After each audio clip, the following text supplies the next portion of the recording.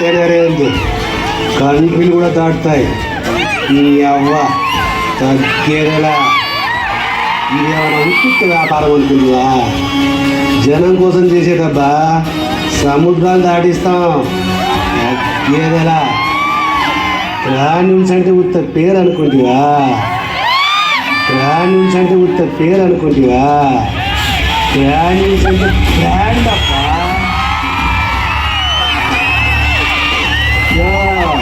దీనికి అంతటికి కారణం ఎవరో తెలిసినా నీకు? మా సారు. చూస్తావా అయితే? అదిగా